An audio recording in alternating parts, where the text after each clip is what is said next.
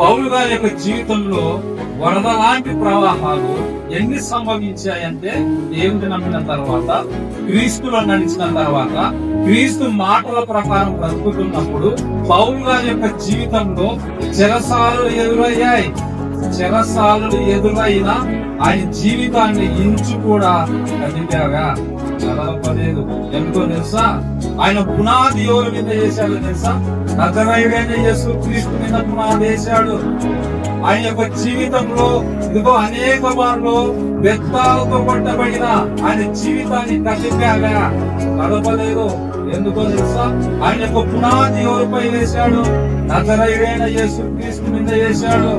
ఇదిగో ఆయన జీవితాన్ని అనేక మార్లు కొరడాలతో కొట్టబడిన ఆయన జీవితాన్ని ఇంచైనా కదిపాగా కదపలేదు. ఎందుకో తెలుసా? ఆయన పునాది ఎవరిపై వేశాడు?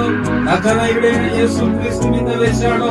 ఇదిగో ఆయన అనేక మార్లు సముద్రాలు ఓడబడి శ్రమ సంభవించిన ఆ శ్రమ ఆయన జీవితాన్ని క్రీస్తు నుండి ఇంచైనా కదిపాగా కదపలేదు. ఎందుకో తెలుసా? ఆయన పునాది ఎవరిపై వేశాడు?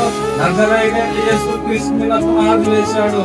ఇదిగో ఆయన జీవితంలో అనేక ప్రయాణంలో నదులలోనూ అన్య జనులలోనూ అనేక మార్లు ఆపదలు సంభవించాయి. అలాంటి ఆపదలు తన జీవితాన్ని దేవుడి నుంచి ఇంచైన కదిపాగా కదపలేదు. ఎందుకో తెలుసా? ఆయన పునాది ఎవరిపై వేశాడు? నజరేయుడైన యేసు క్రీస్తు మీద పునాది కట్టాడు. ఇదిగో ఆయన జీవితంలో ఆకలి సంభవించాయి. ఆయన జీవితంలో బట్టలు లేని స్థితులు సంభవించాయి. ఆయన జీవితంలో కష్టాలు సంభవించాయి. అయినా సరే ఇదిగో క్రీస్తు నుండి తన జీవితాన్ని ఇంచైనా కదిపాగా కదపలేదు. ఎందుకో తెలుసా?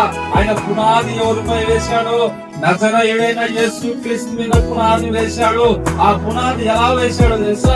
ఆ పునాది దేవుడు చెప్పిన మాటల ప్రకారం విన్నాడు, విడిచిపెట్టలేదు, బ్రతికాడు.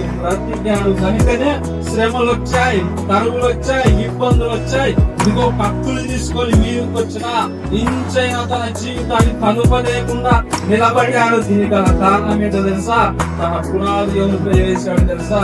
నజరేయుడైన యేసు క్రీస్తు మీద పునాది వేస్తే సంగమా, నీకు వచ్చే కరువులు, నీకొచ్చే కష్టాలు, నీకొచ్చే శ్రమలు, నీకొచ్చే లోకంలో ఉన్న పాపాలు నీ ఎదుట నిలబడి నీకు కోరికతో పుట్టాలని, ఈ లోకంలో ఈడ్చిపడేయాలని నీ ముందు వచ్చి నిలబడినా నువ్వు కూడా నజరేయుడైన యేసు క్రీస్తు మీద పునాది వేస్తే ఇంచు కూడా కదలకుండా దేవుడి కోసం రోషం పరిపాలించావు.